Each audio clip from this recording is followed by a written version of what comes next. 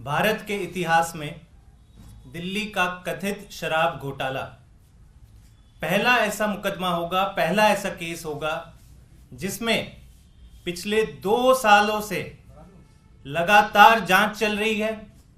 हजारों रेड हो चुकी हैं, पूरब से लेके पश्चिम तक, उत्तर से लेके दक्षिण तक हजारों रेड हो चुकी है, लेकिन एक चवन्नी तक की रिकवरी नहीं हुई है।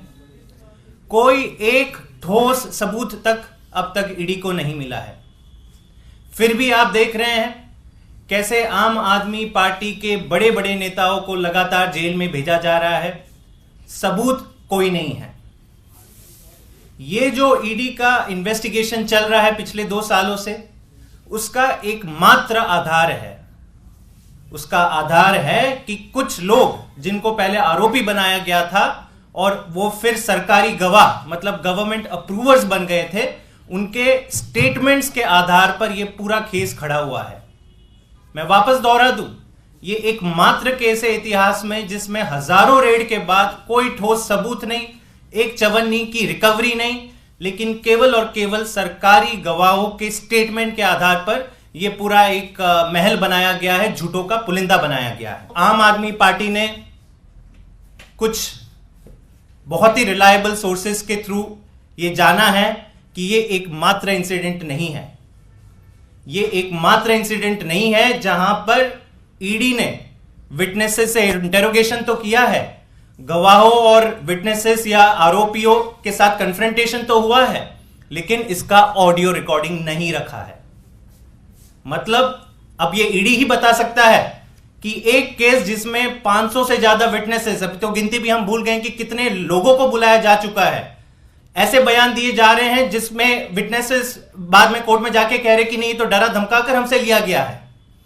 तो ईडी ही बता सकता है कि आपने कितने स्टेटमेंट्स का ऑडियो और वीडियो रिकॉर्डिंग रखा है, कितने स्टेटमेंट्स का मिटा दिया है।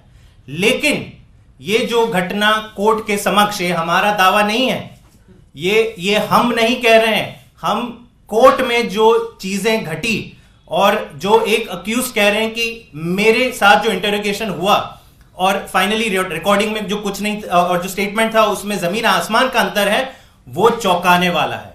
और ये इसलिए चौंकाने वाला है क्योंकि शुरुआत से हम कहते आए हैं कि दिल्ली का कथित शराब घोटाला पूरी तरह से एक फर्जी मुकदमा है। ना चवन्नी की रिकवरी हुई है, ना एक ठोस सबूत मिला है, और अब जो निकल के आ रहा है कि जो रिटन स्टेटमेंट्स गवाहों ने दिए हैं, सरकारी गवाहों ने दिए हैं, आरोपियों ने दिए, इसका भी कोई आधार नहीं है। इसमें कोई ऑडियो रिकॉर्डिंग से आप इसको सब्सटैंशिएट नहीं कर पाओगे। मतलब पूरी तरह से यह केवल और केवल एक पॉलिटिकल वेंडेटा था, है और जारी है। केवल और केवल इसका एक मात्र मकसद है कि कैसे भी करके आम आदमी पार्टी को खत्म करो, अरविंद केजरीवाल को जेल के अंदर डालो, आम आदमी पार्टी के सारे लीडर्स को जेल के अंदर डालो। अंत में मैं ईडी से और आम आदमी पार्टी ईडी से केवल 2 सवाल पूछना चाहेगी कि सुप्रीम कोर्ट का ये जो 2 दिसंबर 2020 का ऑर्डर जो तुरंत लागू होता है, देश के ऊपर लागू होता है, किसने आपको अधिकार दिया कि सुप्रीम कोर्ट के ऑर्डर को आप नहीं मान रहे हैं?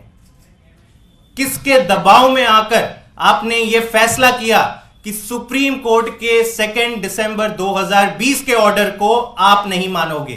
जो ऑर्डर देश के हर पुलिस सिस्टम के ऊपर लागू है, सीबीआई के ऊपर लागू है, ईडी के ऊपर लागू है, तमाम ऐसी इन्वेस्टिगेटिव एजेंसी हैं, इन सब के ऊपर लागू है। ईडी ने यह कैसे डिसाइड किया कि हम इसका उल्लंघन करेंगे?